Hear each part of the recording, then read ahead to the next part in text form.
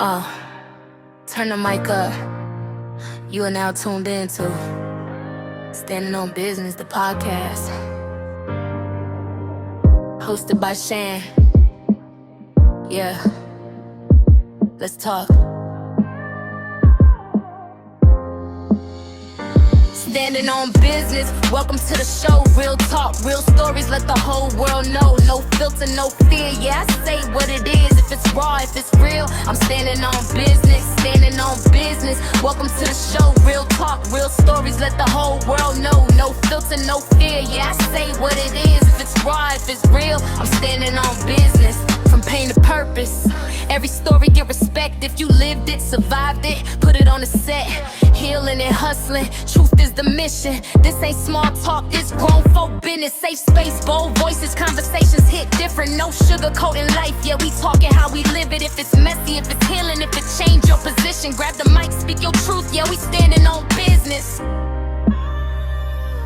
This is standing on business. Real conversations, real purpose. Press play.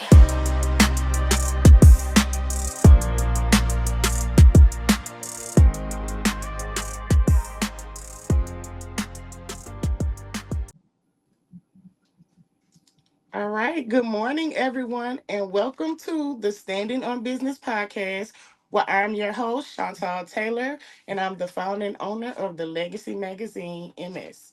Today, we have a very special guest. I'm excited to share her with y'all. This is our first episode back. So, y'all already know how I come with good energy, laughs, vibes, and real good questions, okay? So today we have Dr. Linda J.M. Holloway. And let me tell y'all a little bit about her. She is phenomenal, okay? Very, very phenomenal. So I'm going to read a little bit and then we'll get into the questions and everything you all need to know about Dr. Linda. Dr. Linda J.M. Holloway is a counselor educator with over 30 years of experience in higher education. She is a spoken word artist, story activist, and multi award winning children book author with 8 published titles available on Amazon. A retired U.S. Army Reserve colonel with over 27 years of service and 4 combat tours. She lives by her motto, always willing to serve. Her work centers on women's mental wellness and career counseling for Black children, and she inspires others through her life philosophy. Philosophy, sorry guys. Dream your own dream. So without further ado, I present to y'all Dr. Linda Holloway. How are you doing today? I'm doing excited. I'm so happy to be here. And thank you so much for all the work you're doing. Thank you for having me on the program. It's super exciting. And I'm coming live all the way from Montgomery, Alabama. Okay, we got Yay. Montgomery in the building, y'all, but don't get it twisted. She's a Mississippi girl. Absolutely. Through and through and through. So, Dr. Linda, before we get into these questions, tell us a little bit about yourself that I may have not mentioned in the little bit that I read about you. As you mentioned, I am from the great state of Mississippi, by the way of Mount Bayou, Mississippi. I always like to tell people I'm from Mount Bayou, Mississippi. I grew up on a farm there with my family, my parents, 6 sisters, and 2 brothers. And I share that because those were the fundamental principles of where I learned so much about life growing up on the farm, like knowing to be in the season that you're in, about planting and picking and sharing and just having a sense of community. So I definitely wanted to share that. I grew up in a Christian home environment and just learning how to give and get along with others and have a sense of pride in yourself. Those are many of the things that Mount Bayou taught me. It's really Okay, okay. I love that. See, now I ain't grow up with the country stuff. I was born in Detroit, but after Katrina, well, not after Katrina, after my mom passed when I was 3, we moved to New Orleans, and then after Katrina, I landed here in Jackson, Mississippi. And for the most part, it's okay. I've learned a lot since I've been here, and I actually love the people I've met. So it's not as bad as people make it. Mississippi is what you make of it. It's a lot you can do here if you just look around and find something. So, my first question for you, Dr. Holloway, what motivated you to write children's books? There was a multitude of things. In the area of academia, you have to have scholarship, you have to write. And as you mentioned, my area is mental women, Black women and mental wellness. So in doing that, there were several different topics that I write about, whether it is Black women here in the marketplace, Black women in counseling, sickle cell disease, sexual assault. And so these were actually topics that I had already written about. But the thing about it is, when you're talking to an adult, oftentimes they will take you back to their childhood. And so they will often talk about, I was a tease as a little girl. I didn't like my hair when I was young. And so I began to think I really wanted to have a product that would serve as an intervention or lesson plan or some kind of curriculum that I can actually put in the hands and begin to talk to young children to kind of assist them with these challenges. And so there came the book. And being an educator, it only seemed right. I have a love and compassion for books. When I was growing up, my parents taught us to focus on reading, and so they always had us reading something, even if it was the Britannical Encyclopedia. If you told them that you didn't have any homework, you didn't have anything to do, they said get in there and read. And I think a lot of it had to do with these were individuals who had not finished high school. They probably had about a 7 or 8 grade education. And it was not because they did not want to, but society at the time did not allow them to. And so they wanted so much better for their children. And so it was always about education and reading. And so that allowed me to say, okay, I want to put books in the hands of children. And then when I began to also look at that, there was a high literacy rate, meaning that a lot of our children were not reading on the level that they should be reading. Now, I know many of you all probably say, oh, yeah, they can read. They can read. They can call out words. But reading is more than being able to call out words. It's being able to Mhm. comprehend what you have read, being able to dissect it, and being able to talk about it. I grew up on books such as um, See Spot Run. Never knew what Spot was running to, but Spot was running. And Mhm. but these are books that actually require them to think about certain things and to have a level of appreciation. And so I thought it was only appropriate to be able to have these books and to be able to put them hand in the children, because many of the children do not have home libraries. And so we wanted to be able to give them a free copy of the book also. So those are the various reasons that led me into wanting to write children books. That is amazing. I also write books. I don't write children's books. I've created like children's workbooks. Mm-hmm, My middle baby has autism. mm-hmm, And so I created a book for him because he has a hard time grasping things at times. And he feels bad about it. That's why I chose the homeschool. He feels bad about it. Of course, children would tease him about it. And I tell him it's okay to learn at your own pace. Don't feel mm-hmm. bad because you're not on the same level as other children. But I need to get some of your books. Okay, I outstanding. I really would think that love would for help you to my have it. baby. I would love for you to have it. Yes, ma'am. So, how have you been able to utilize your books? I've been able to utilize my books in various forms. Obviously, I have to put myself out there. And what I mean by that is I have to make myself known, because I'm not a popular author. People don't know about me. They don't just wake up in the morning and say, hey, I want to know, read about what Dr. Holloway has written about. So I have been beating the bushes in terms of going to community service projects, like I did the Boys and Girls Club.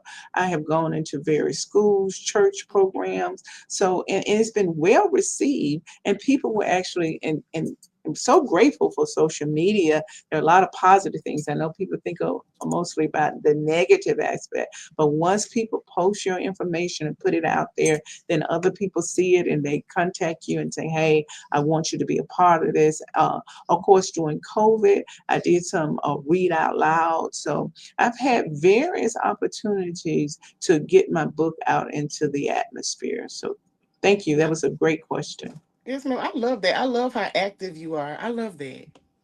So let me ask you this, because this is a very important question, because a lot of people can write books, Mhm. but what is the impact that your books are having on children or women or people in general? That is an excellent question, and thank you so much for asking that question. The impact is, I talked about the various topics, and I can take any one of those topics. Say, for example, I want to focus on my first book, which is I Love My Happy Hair.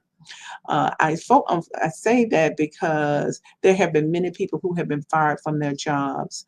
They passed the Crown Act. There have been many children who have been expelled from school because of the way they wore their hair, or they had some kind of policy that did not appreciate or celebrate their hair. And there have been many children who have not gone to school because they have been teased or bullied about their hair. So the impact of that project has been seen into, I have a project called the Anti-Hair Bully Campaign, also known as I Love My Hair.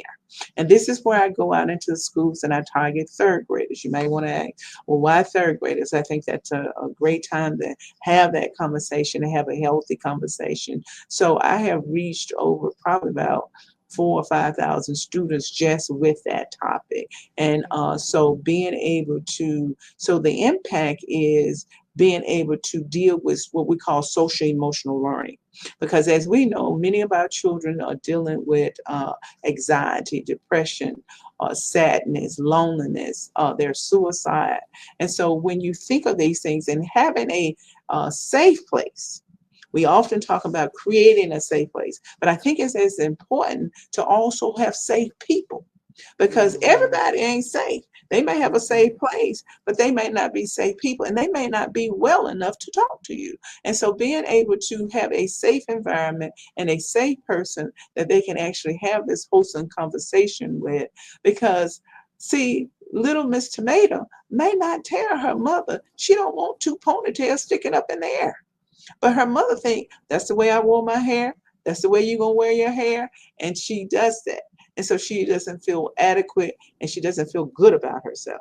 And so, but she's able to tell me, I don't like this style, but I didn't want to hurt my mom feeling. This is kind of an old style. I want to do something different.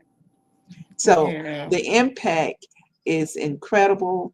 And also when you have students and parents saying, my child reading has improved, because one of the things I did do, and I probably violated the rules of children book, is I have words in there.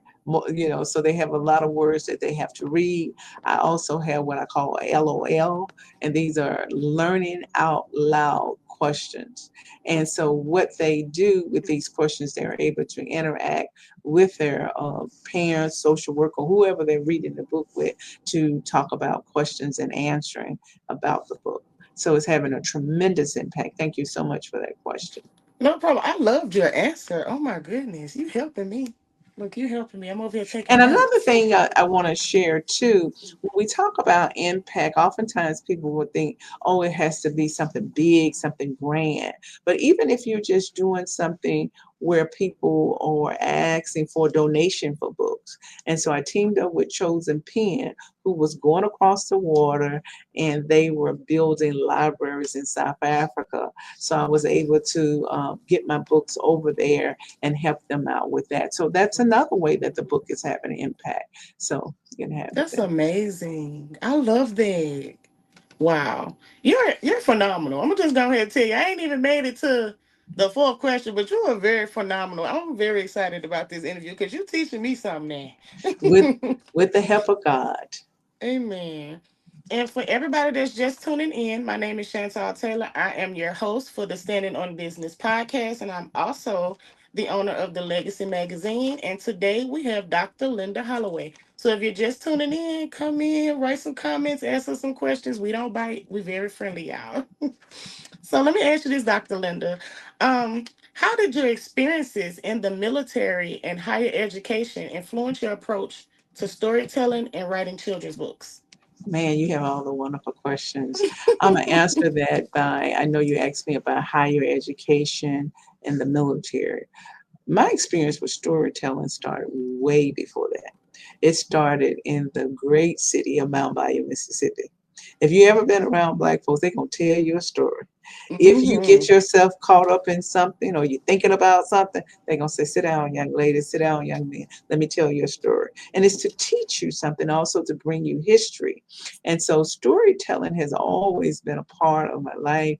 Even my parents, we would have these kaleidoscope books. We have stories. And we as a family literally would put on plays for our parents. They would come in the living, what we call the living room, the sitting room. And we Mm-hmm. would actually, so storytelling has always been that common thread in my life. But being in higher education and reading about various things, and also being in the military, meeting various people, and learning just about leadership principles, definitely played a role. I would definitely say the educational part, because when in writing these books, even though I call them children books, they are topics that can reach across the gamut in terms of adults. And so I have, like I mentioned, I have a section in there where I have study questions. I might not would have done that had I not been an educator. So I wanted to serve more as a study guide, as a curriculum, something that you can build off. And I think that comes from my educational background. Also, I have scavenger hunts in each of the books. And so, like in the first book, I Love My Happy Hair, they have to find brushes. So there are brushes hidden throughout the book. I usually have them to do that. And I tell the parents, have them do that after, because I don't want the students or the children to focus on that and miss the story. And so Right. all of that comes in terms of being an educator. Also would say that from a military perspective, we learned 7 rules of leadership and principles, and that was duty, honor, integrity. And so all of this is important. So when I'm working with a graphic artist, if I'm working with the indie publishing company, I demonstrate that and have that same expectation from them. And it can be very discouraging if you don't get that, because at the end of the day, you want somebody, if they told you they're going to do something, you kind of expect that they're going to do it. And so if they don't send me a contract, then I'm going to say, okay, let's talk about timeline. Even, you probably saw a little of that when I was engaging with you. Like, Oh okay, yeah, you when don't are, play. like, when are we coming on? What should be the expectation? So I would say all of that comes from being in the military. Also, the military just taught me a lot of wonderful things about service. And so, I mentioned the project. I started that project. It's self-funded. It's very expensive, but that's my service that I give back to the community. I've been doing it for 3 years. I'm coming up on the last year, because obviously I got to figure out a way to make some finances to pay for all of this. But being able to go out and underserved, underprivileged, marginalized communities, oppressed communities, and being able to give away the books for free. And oftentimes people say, okay, tell me what, I got 100 students. Is there a catch to this? And they think it's something else. And I was like, no. So being a leader, you have to be trustworthy. And so it helps to build trust and establish trust. So I would say from the military, it was definitely that leadership principle. Also, the military taught me never leave anybody behind, never give up. And so in doing that, if someone calls and asks me about certain things, I try to inform them and tell them, because we're all learning together. Mm-hmm. And we all gonna make some mistakes, and we all gonna fall down, but we are there to encourage one another and to be there for one another, and try not to leave other behind. There's other authors out there that people say, oh, I really want to do it, I really want to write a book, and they think that there's something magical or you something unique. But I say, you just got to do it. I know it sounds really kind of cliche, but you got to put the pen to the paper, or your fingers to the keyboard. You got to start somewhere, and you got to know that it may never be perfect, but it's perfect enough for you to say, I'm going to release this. This is my story. I want to share it. And so the military taught me persistent and to never give up. I've gotten some negative comments. I've gotten people to say, oh, these are trauma books. These are not books that I would read to my kids. But I said, guess what? But you okay reading the big bad wolf that blew down somebody's house, that they need their home to live in? You okay Mm-hmm. with reading about Goldilocks, who when it broke in somebody's home, she done ate these people food up. And we know what's going on in that area. Food is too high for somebody to be coming in eating your food, and then have the Right. audacity to lay in your bed. But Right. you, Just rude. but you're okay with reading those stories. So And so I just have fun with it. But they were learning stories. They are classical stories, and I learned a lot. But I told them it's more than you get. Because one of the things my book does, and that's why I call myself a story activist, is to activate things within the community. So they take a negative situation and turn it into something positive. Because even in I Love My Happy Hair, she sings a song. She has the kids to have a pledge. All my books have a pledge where they sign, not all of them, because the divorce and death book doesn't, where they sign saying, I will not bully or tease anyone. Doesn't matter race, creed, or color about their hair, because the way your hair grows out of your head is the way your hair grows. And we don't always know everybody's story. Sometimes people can have an illness. It just could be a multitude of things as to why their hair is the way it is. A lack of hair for that reason. Yeah, and that is so true because growing up, I've always had very thick, coarse, long hair. But when I got sick, I'm gonna say within like the last 3 years, my hair began to fall out. And then I went through a spell where I was just so insecure about it falling out. I just took some clippers and cut it off and went bald. And then the next day, I'm looking in the mirror like, why did you do that? And then I just thought about it. I was like, it's me, it's not people, because people wasn't really making me feel that way. It was the way I felt about myself because I was so used to looking this way and Mm-hmm. now I look that way. So I wear wigs a lot, I wear braids, but I'm trying to get my hair back to the point where I'm happy wearing it natural. I loved being natural. And I love everything about me. I'm learning. Like cancer has a way of making you feel a certain Mm-hmm. way about yourself. It tears down your self-esteem. Some days you feel ugly because the chemo and radiation and things are changing your skin, the medication. But I'm learning now that I am cancer free to love myself the way I am, and that it's okay to start over and things will work out. And I don't feel like I'm ugly, but when I look in the mirror, I want to be happy with what I see. Like I don't want all the spots and the bruises and stuff from when I was dealing with that. But I realized that is a part of my journey. And Yes. one day it'll help somebody. A lot of times people see Mm-hmm. my story, oh my God, what happened? And then I tell them my story and they be like, Mm-hmm. wow. Or they'll see my hair and be like, your hair ain't that bad. I be like, girl. But I'm just having to learn to love myself. So that was a good point. I really love that. I want that book because I think it can help me with myself. Even though I know children may can learn from it, I feel like adults can learn from that too.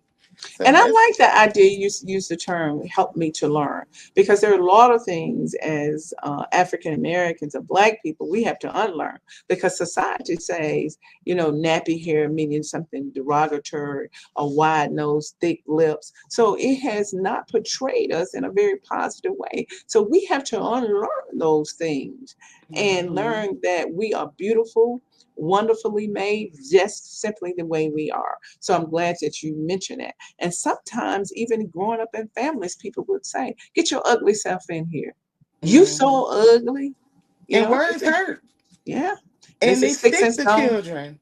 That exactly. We learned was the saying says sticks and stones will break your bone, but words don't hurt. Yes, words do hurt, and they cut real deeply. You know. Yeah, and if you don't channel those things while you're young, like if no one's helping you to correct them while you're young, you'll grow up and be a bitter adult because you'll remember all those things that people said to you. Like my children, when they get into it, they like to call each other stupid. I say, don't do that. Mhm. Or my middle child, like I said, he has autism. He doesn't catch on as quick as Mhm. my other two. And the oldest one, sometimes he'll be joking with him. He'll be like, you acting stupid. You being dumb. I'm like, don't do that Mhm. because he already feels the type of way. So you saying they don't do nothing but make it worse. So I try to teach my children to not use those type of words. And then I tell my kids, y'all are way more harsh than the children I grew up with. Like they would tease you, but they ain't go as far as these children go now. And I just try to instill in them the importance of using your words the right way. Be mindful of what you say to people. It can hurt them, it can stick with them, and it can cause them to be bitter, angry, just mad at the world. I used to be a child like that. I Mhm. was mad at the world. And it was just mainly I was bullied because I moved from Detroit to New Orleans. So I was proper at the time, the way I talked. People didn't Mhm. like the fact my grandmother kept my hair so nice. I always had something new every 2 weeks, things like that. My grandmother raised me when my mom died when I was 3. So she was kind of strict on us, Mhm. but she made sure to kind of keep up with the trend. She didn't want us really being bullied, which it didn't really bother me much. Some of the stuff did, but not much of it. But words really do hurt. And sometimes I could sit back and my kids would do something, and it'll take me back to somebody did to me. And I'm like, wow, that's still in my brain after all these years. But that stuff really hurts and it really affects people. So that is very important to be mindful what you say to people, to children in general. Because words matter and they hurt. And Mm-hmm. people will keep that in the back of their mind. Like if you tell me I'm not good enough for something, and Mm-hmm. I know I'm good at it and I'm good Mm-hmm. enough at what I do, Yeah. you done already put in my mind that you feel I'm not good enough. So now what I do is instead of letting that make me feel some type of way, I just go harder. I apply more pressure. I keep going and I show them, well, you said I couldn't do it, but now I'm really doing it. So Mm-hmm. that's Mm-hmm. very important. The comments, Adrian said, this is a lot of great information, Dr. Holloway. Thank you to Legacy Magazine, Chantal Taylor, for doing this. Let me get on my feet and stand on some major business. And she said, you got that right. Cancer can do a number on you mentally and physically. That is so true, Adrian. That is so true. That's one of my friends. She's a business owner. She has cancer as well.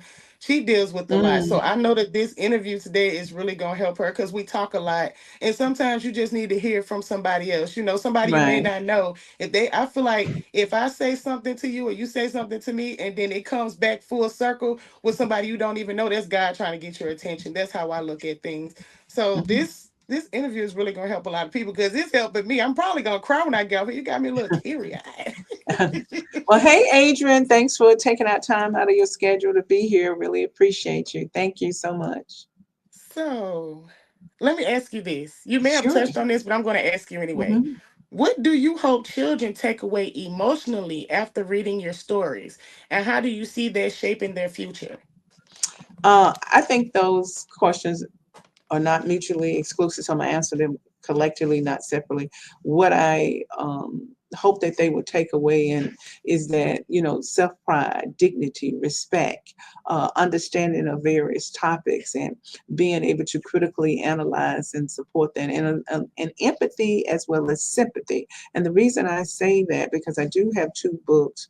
One is on divorce, and one is on death, and so you have to be empathetic and have some sympathy in reference to that.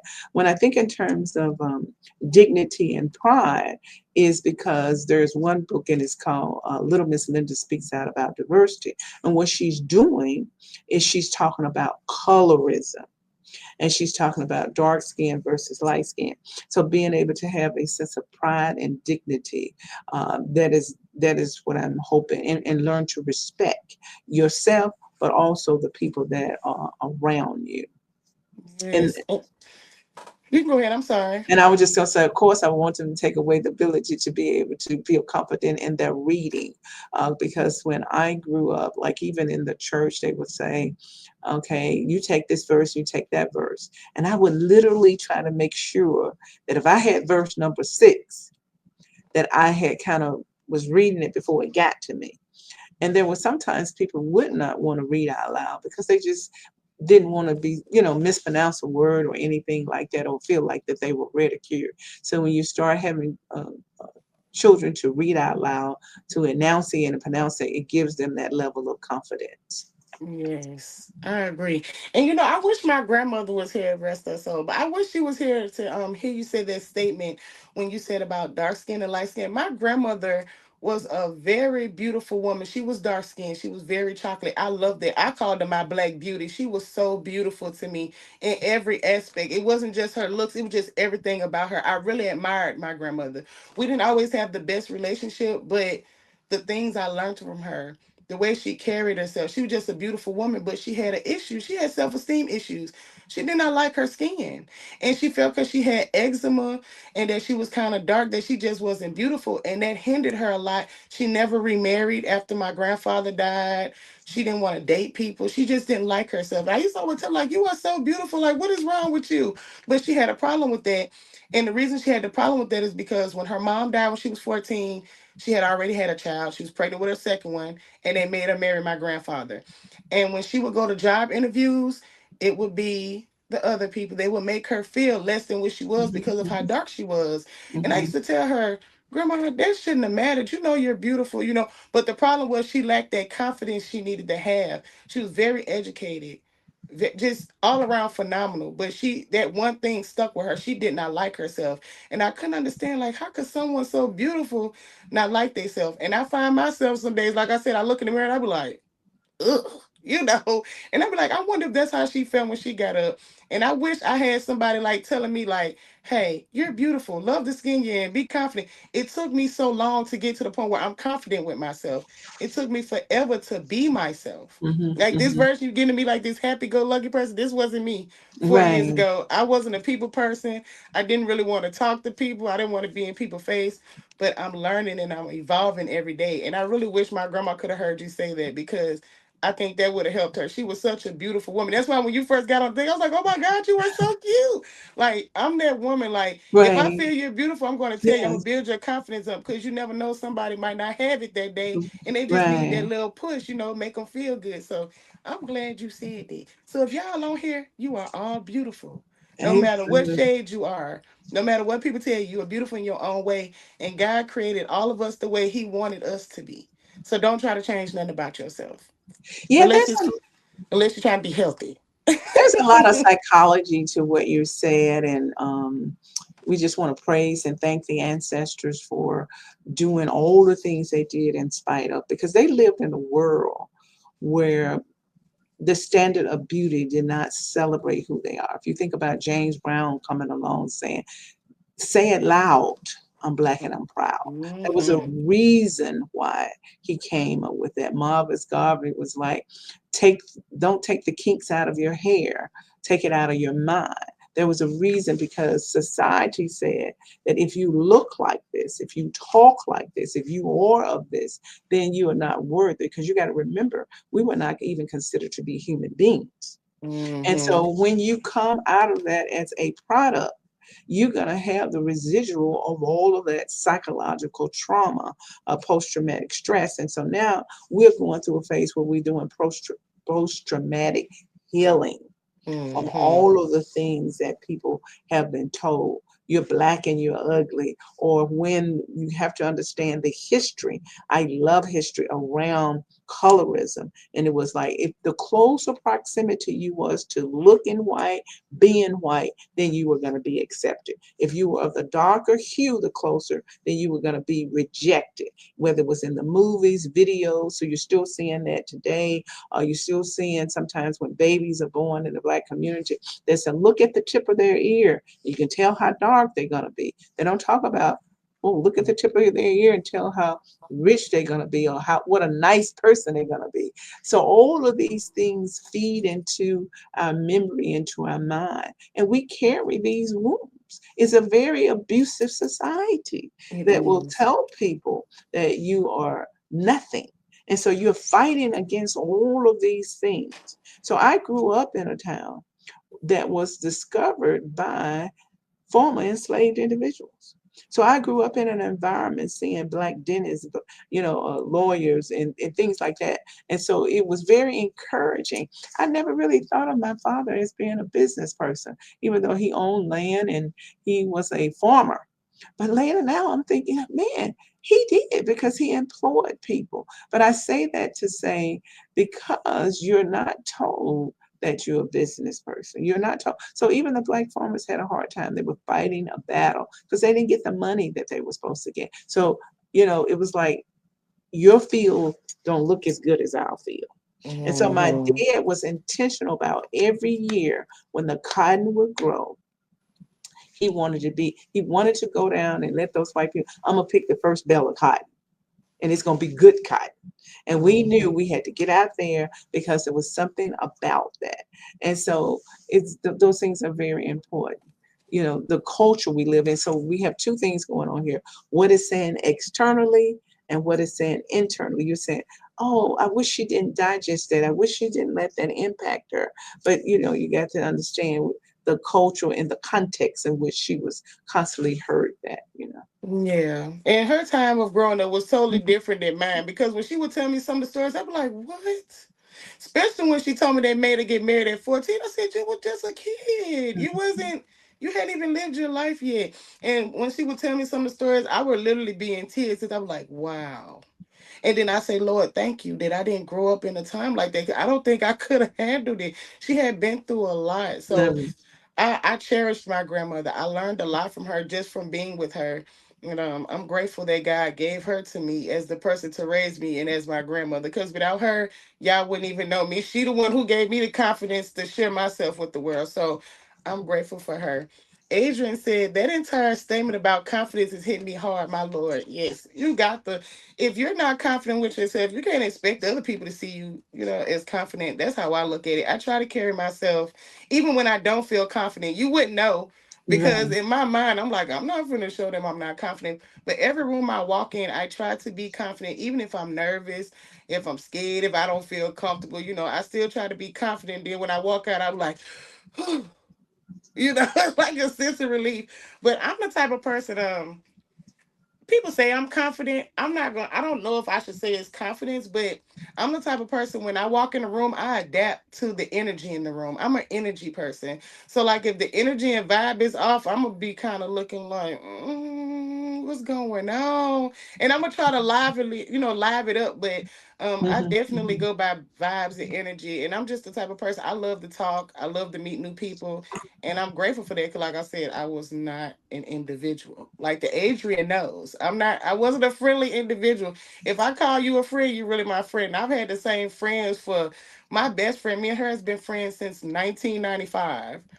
So it's 2026 now. So that's a long time. So, That's great. yes, I have another question for you. Okay, great. Can you share a specific story or moment where one of your books made a real difference in a child's life? Oh, absolutely. And I have many. I know you said text to one, and I know, well, on time.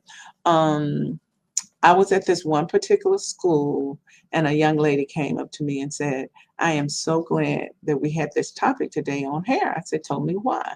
She said, I have been missing school because my mother couldn't afford to get my hair done. But she said, But when I came to school, I had a hat on, and they told me to take my hat off. And people were teasing me about my hair. So I just stayed away from school. And boy, my heart dropped because we know that there's a relationship between people being in school, whether it's homeschool or whatever the case may be, and their level and ability to learn and to social react. So without her not being in school, her academic performance was suffering, but also it was an attack on her self-esteem. So that particular story and being able to talk to the children about not teasing their hair. So there's a part in the story where I do mirror exercising, and this is little Miss Linda mother tells her because little Miss Linda doesn't like her hair. She doesn't have hair like her sister. She wants the long, flowy hair, but she doesn't. But her mother tells her to appreciate her hair the way her hair is. So she said, I want you every morning when you get up, I want you to look in the mirror and say, Mirror, mirror on the wall. I have the prettiest hair of them all. If they're young guys, I say, Mirror, mirror on the wall. I have the coolest hair of them all. And I tell them to do it with an attitude. So they are stroking and doing. And she said that really meant a lot to her, and also for the other kids there to see that everybody hair is different. So that's one of my stories. I love that because you know what? India said it in a song. I'm not Hmm. my hair. I'm not the skin. I love that. I love that. Hmm. So yes, that's nice. Because my oldest son, he don't be liking his hair when he get his hair cut, right? For some reason, he be having his kid and play haircut when he finished because he's growing his hair out in the middle. He get it taper around the sides.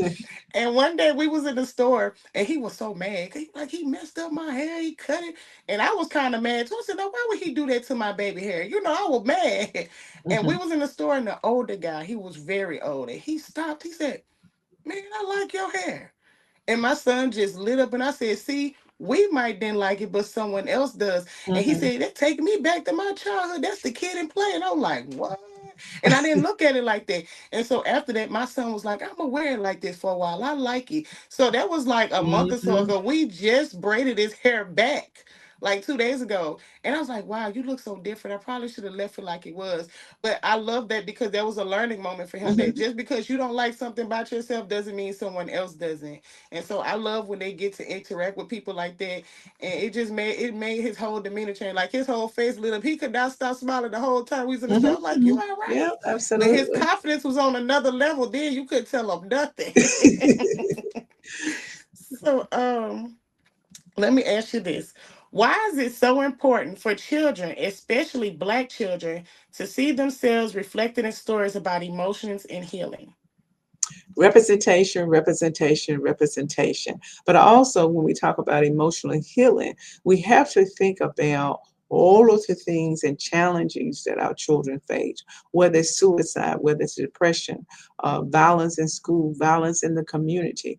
And so it's important for them to be able to dissect that because we deal with what we call collective grief.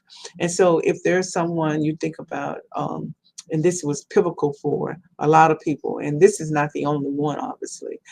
George Ford, that impacted, even I don't know George Ford, you don't know George Ford, people didn't know, but that was a Black man, that this happened to. Or when we see someone running through the neighborhood, we say, oh, that could have been my son, that could have been my husband, my brother, my uncle. So we are individuals who think collectively.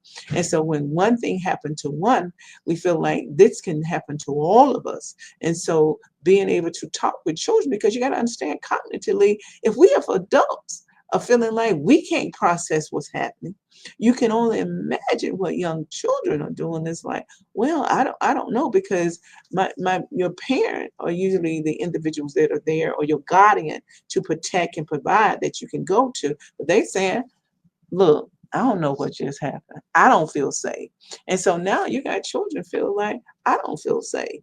Or let's talk about the violence that happened in Tennessee. It's no longer Sandy Hook. It's no longer, it's in these neighborhoods where people thought, I thought in a million years this would never happen, because you thought that it was only happen on the other side of town.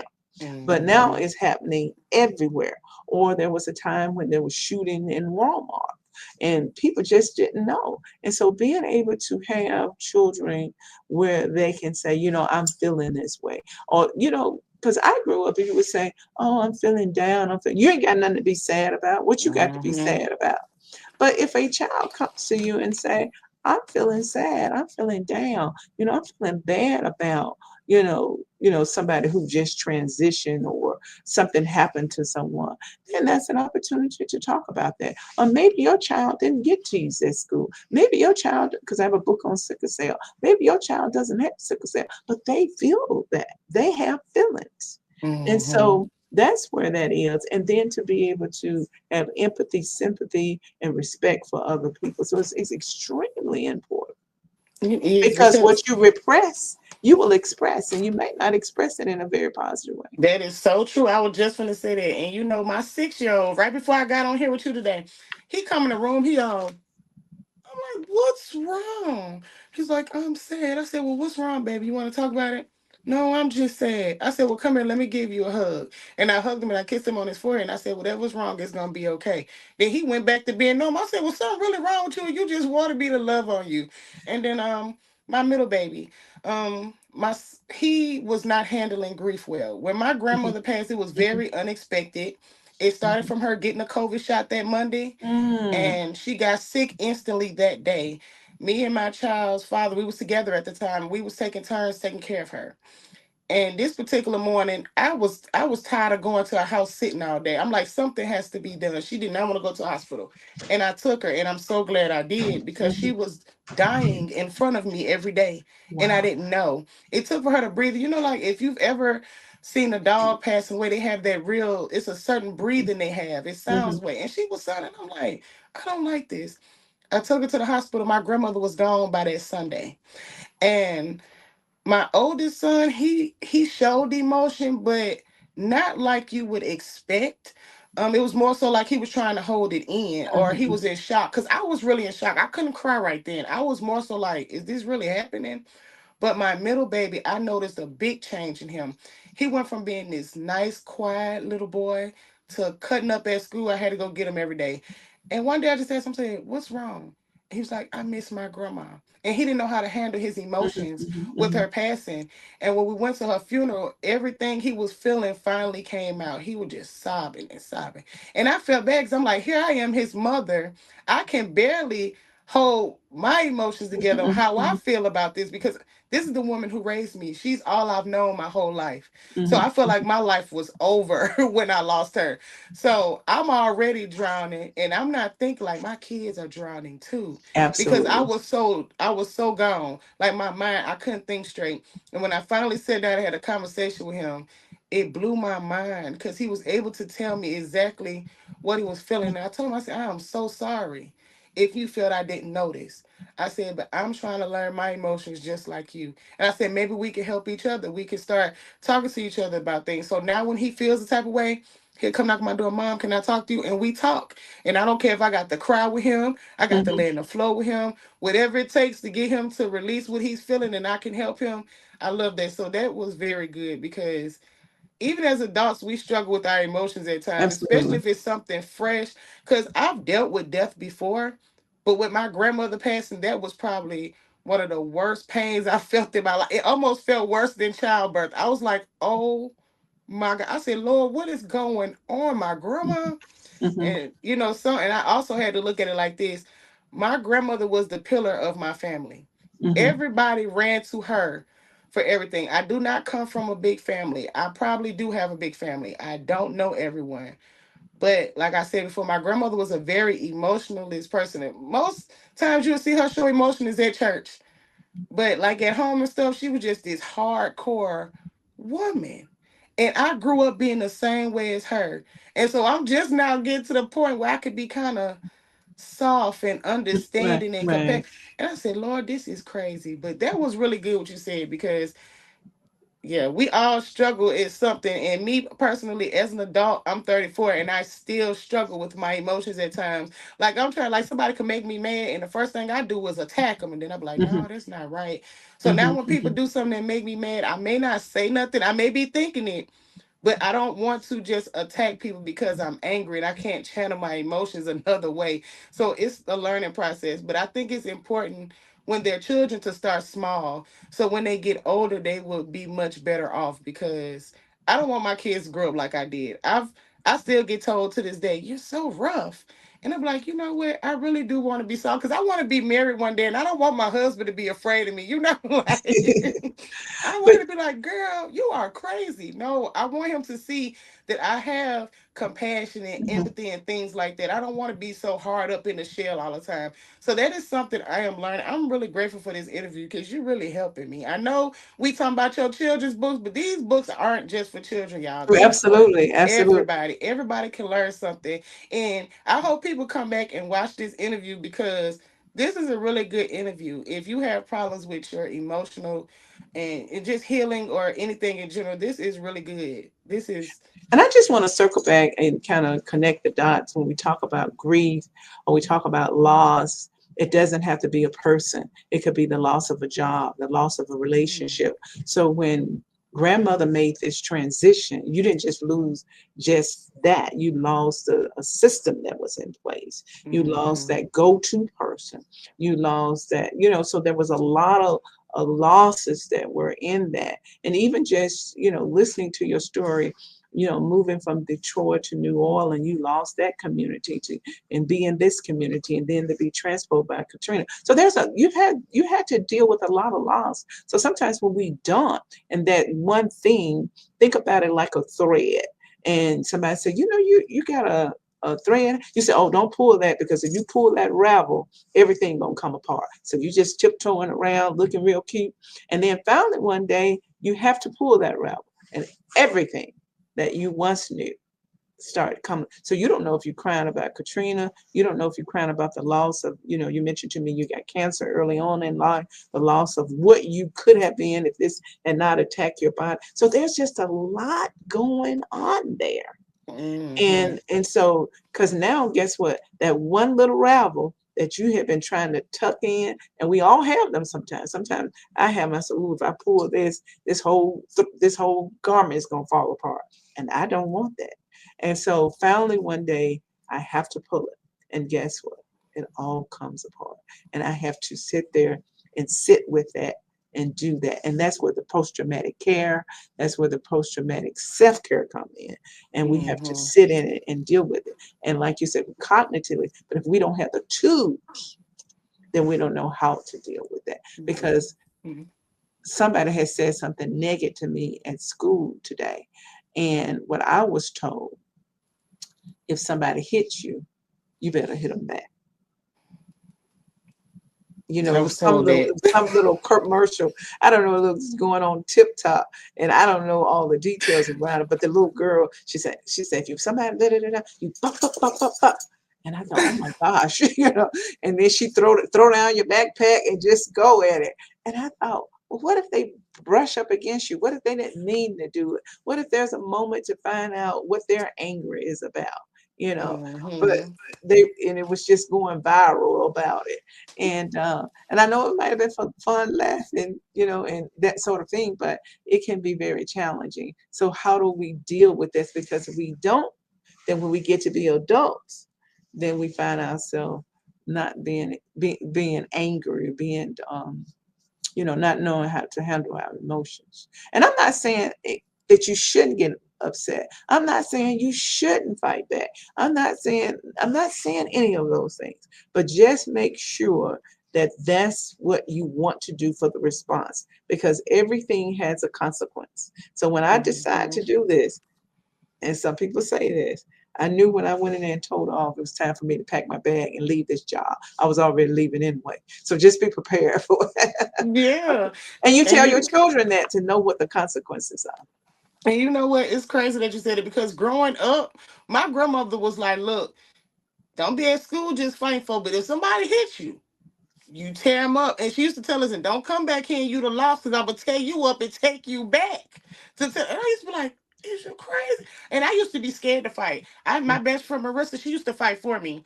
I used to be so terrified. I knew I didn't grow up, my Man. grandmother didn't raise us like that. So growing up in Detroit and then moving to New Orleans, I had never been into a fight. When I did get into my first fight, my grandma was like, I can't believe you did that. And then that's when she started saying, look, you get beat up again, I'm gonna have to beat you up. So I never lost the fight after that because I didn't want to get in trouble. But I do tell my children, I tried not. It's a lot of things I learned as a child that I don't feel was pretty good. So I try not to throw it on my children, but then sometimes I catch myself, look, now somebody hit you, you better him back up. I'm like, Lord, here I am back to this. But I want them to understand, yeah, people are going to hit you. Sometimes people are not hitting you intentionally. Because back in the day, you could bump me and I'm about to Mm. fight you because you done Oh bumped me. yeah. Like, why are you bumping me? And it could have been a mistake. So I always tell them that everything is not intentional. No one is not always trying to hurt you. You're going to know when somebody's trying to hurt you or when somebody's trying to pick a fight with you. And it's okay to walk away sometimes too. You don't have to be the big bad wolf because everybody egging y'all on. It's okay to walk away. Let them think you're scary. That doesn't mean you're scary. You just being a bigger person. So I try to get away from that because a lot of my brothers and sisters in them, I have a lot of brothers and sisters. I have 14 or 15 brothers and sisters that I know of. And we all have children. They tell me, say, somebody hit you, you better. And I'm like, y'all gonna get us all sent to jail. Cause why would Yeah. y'all tell them that? Cause that's what's Yes. gonna happen. Nobody wants their child hit on. So yeah, we have to learn how to emotional regulate and manage our emotions. I grew up in a time, you're talking about hitting. It was a time when somebody turned around and said, "You looking at me? Why you looking at me?" And then from that looking at me to I'm gonna look you down, stare you down, it can escalate. So teaching children how to de-escalate. Because Yes. and then sometimes people say, I wasn't looking at you, I was just looking over that day. Oh, you were looking at me. And I'm like, oh Lord. Cause how you know maybe they wasn't multitasking with their eyes. They could have been looking at I something don't know else if at anybody else first. on the line knew that. I don't know if that's still a thing today, but I'm that not gonna lie, I used to do that. I be and look, and sometimes I still catch myself. I'm like, friend, why is that person looking at me? And then I just be like, mhm. and then they'll turn their head. And I'm like, well, maybe they weren't looking at me. Maybe I just weirded them out by looking at them. You just never know. They might That's have been admiring you. They might have been saying, "She looked like somebody that I know." And most of the It's time, that's what so it there's be. a They be like, it's a they be diff. like, aren't you that girl from TikTok that be dancing? I be like, yep, that's me. Don't you do this? Don't you? And now I'm getting to the point that I realize like people really know me. So when I go places, people ain't just staring me down, just be staring. They trying to make sure I'm the person that they think I am. Cause I do that sometimes. I can see a face because I'm not good with names all the time. But I remember a face, and I was on a podcast yesterday, and I was telling the person that was interviewing me, which was Dr. Bookhart. I Mhm. remember him. He took care of my grandmother when she Wow. passed away. And I was the only person at the hospital to see my grandmother when she passed away. And he was so nice to me. He was so nice. He was Wonderful. compassionate and he Mhm. just showed empathy. And I never forgot him. I didn't remember his name, but I never forgot his face. And even though back then he had a mask on because it was during COVID Right. time, and Absolutely. so I featured a young lady in the magazine named Chef Shell, and she was on his podcast that day, and she sent it to me, and I watched it, and I'm like, oh my God, this that man. I just kept saying Mhm. this that man. So I inboxed him, and I tried to play it off by asking for a magazine feature, right? And after I featured him, I'm like, I'm just gonna go ahead and ask him.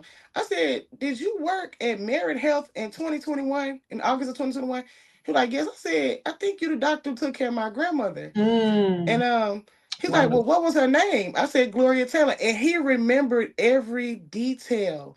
That Wow. let me knew that was him.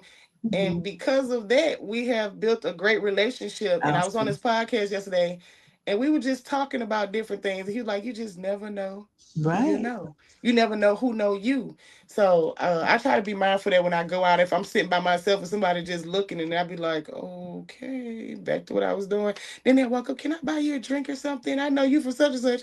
I'm like, "Really?" I be feeling No, special. that's I be feeling like wonderful. a little celebrity, y'all. And that's okay. You are.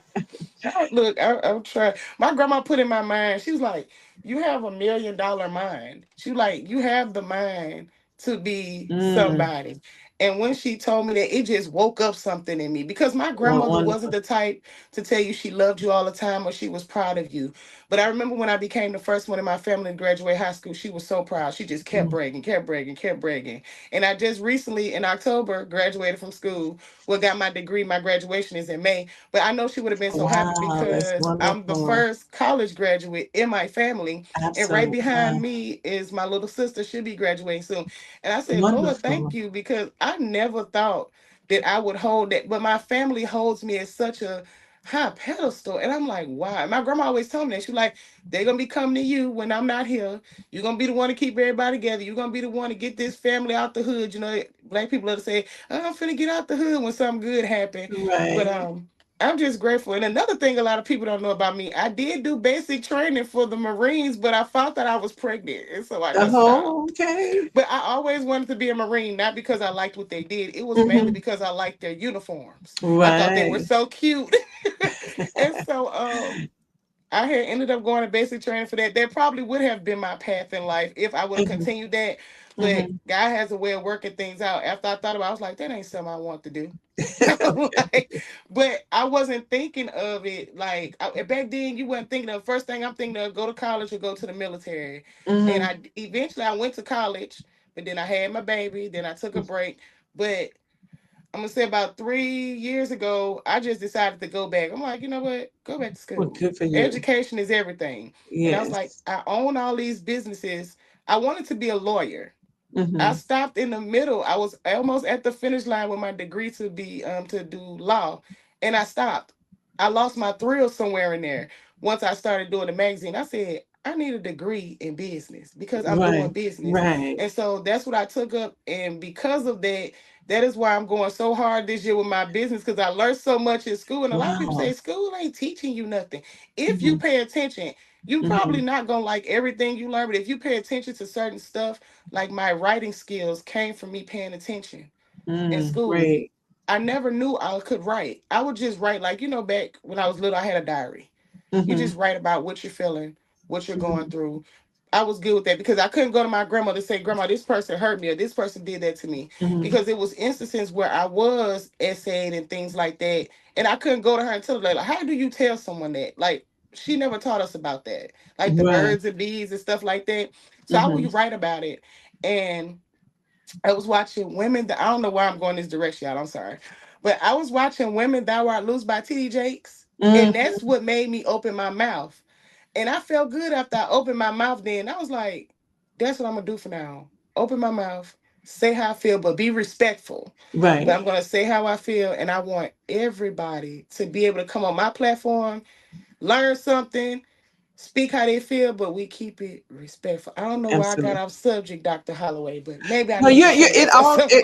all what I I've been on several different podcasts and they all are different. It's just like when you go to Baskin Robbins, it's all ice cream, but they all different flavors, but still ice cream. I like that this is kind of, it reminds me of just being at your grandmother kitchen table and somebody will say something and then sponge you this and that and that. And so we're just having a good old fashioned down home Mississippi conversation. Yeah. Because when you were talking about that, I thought about, I do have a book, and the book is on Little Miss Linda Speaks Out about rape.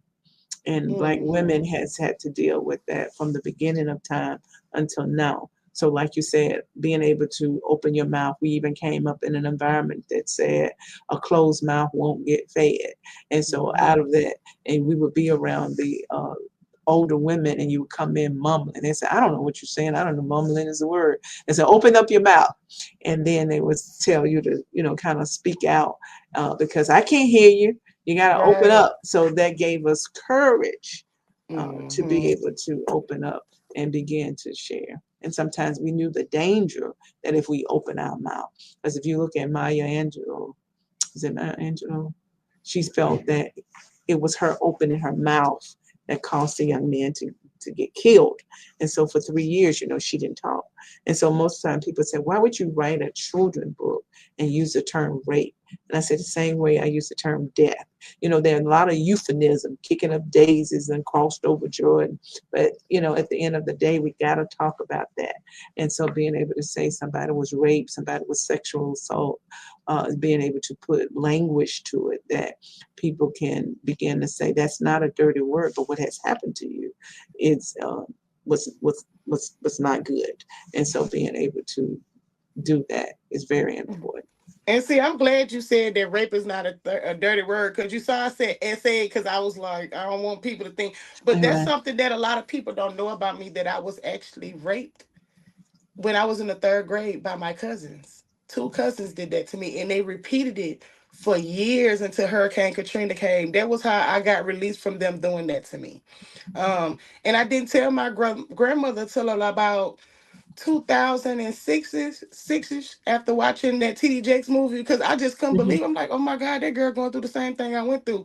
And the first thing my grandma said was, don't tell nobody. Hmm. I'ma handle it. And when she said it, I was like, don't tell nobody. And so he just happened to call from jail. Mind you, he got sent to jail for something he didn't even do. He did 35 years for something he didn't even do. And my grandma's like, she tried to use it. That was God's way of getting him back for what he did to me. But I don't look at it like that. Because I felt like it was important then for her to try to get me some type of help. She never got me help for that. And as a result of that, I began to be fast at a young age. I had my first baby. I was 18 going, I turned 19 when I had him. I was just doing things. I didn't feel loved. I had low self-esteem. I was depressed. I felt abandoned because my dad wasn't in my life and stuff like that. And she just made me really want to keep my mouth shut. And then one day I just got tired of being quiet. So I went to telling everybody. Everybody that asked about it, I'm telling her. She was so mad at me. And I think it was because she was the head mother of the church and she was held to a certain standard. And I think she didn't want people to know that that had happened in her Hmm. home while she was working, trying to take care of us. But I wish I could have told, like, that didn't make you a bad parent because that happened to me. That wasn't your fault. You left us with them because you trusted them. We're family. You would have thought we were siblings. But to this day, it still affects me sometimes. Right. Um, Absolutely. I don't really like being touched. I'll hug someone, but Hmm. I'm not gonna hug you for long. I don't really like being touched. Um, it's hard when you're in a relationship. You can't really be intimate the way you want to because certain things remind you of. Hmm. So Hmm. I'm trying to get to that point where I move past that. But like I said, this is my first time publicly speaking about that. A lot of people Hmm. don't know that unless you're just a close friend of mine. Hmm. And like I tell people, I said, I've been through a lot of things, and people see me on here laughing and hee-heeing and interviewing Hmm. folks, Hmm. but I've been through a lot too, and I'm still learning and growing every day. But I'm gonna need some of your books because I really feel your books can help me because I'm not the type to really sit down in front of a psychiatrist or therapist. My doctors have tried to do that with having me sit down with somebody, and then I go. And one doctor told me, she was like, have you ever thought about maybe you were just born into trauma? I was like, No. Then I start back thinking like my family was very traumatic. To this day, my family Hmm. is still very traumatic. Going around some of them would definitely trigger the trauma in you. Like my dad, I just learned to have a relationship with him. He's not the best individual. He chose the streets over being a father. But out of all my siblings, I try to build some type of relationship with him. I'm trying to learn to forgive him. Even though he'll do good for a while and go back to what he was doing, I try to forgive him. So even though my cousins did that to me, I forgive them, but I stay away from them. And I don't really Absolutely. allow my children to go around them because I'm Right. just afraid. And so I Right. be asking the Lord, like, Lord, do I really forgive them if I don't talk to them, if I don't allow my kids to interact with them and their children and stuff? So I'm still working. I'm a work in progress, but But yeah. forgiveness is doesn't have to mean that they have to be in your social circle. I can Hmm. forgive you, but I don't necessarily have to interact with you. So and also people get forgiveness mixed up with forget. They'll say, "I'll," but I won't forget. But the thing about it is, we carry all of these wounds. We push them down somewhere, and then eventually they will come up. So your body keeps score, and that's a book that you might want to take a look at. And if you don't mind, I'm not sure where we are on time. I wouldn't mind sharing each of my books with your audience. Go right And those are ahead. Let me see him, girl. Let me okay. This is see him. I'm gonna put it over my face so it can be in the camera. This is Love I my Love happy My hair. Hair. This is the first one, and you talked about mental health, mental wellness. So I hope you get comfortable around that. It's okay to go see a therapist, because if you broke your foot, you would go to a podiatrist. So when we're broken inside and we have things that we need to talk about, and I almost want to say that every therapist may not be that person for you, just like a doctor. So you just shop around and find someone. Like you mentioned earlier, you were an energy person. So find someone that actually you can connect with. So this is Little Miss Linda Goes to Counseling. This is Little Miss Linda talk about sickle cell disease that is Okay. very prevalent in our community that don't get talked about a lot. Yeah. This is Little Miss Linda speaks out about rape. This is Little Miss Linda speaks out about diversity. I love these covers. And this is Little Miss Lynn. This is Bad Girls of Montgomery. And you notice that Okay. these are women who participated in the Montgomery bus Okay. boycott movement. And BAD really stands for bold and determined. And so in this particular book, Little Miss Linda takes a trip from where? I can't I hear like nobody. that. I Mount like that. Bayou, Mississippi to Montgomery. Yay. So it I has like that, history. child. Y'all know what y'all be saying? Clock it. Okay.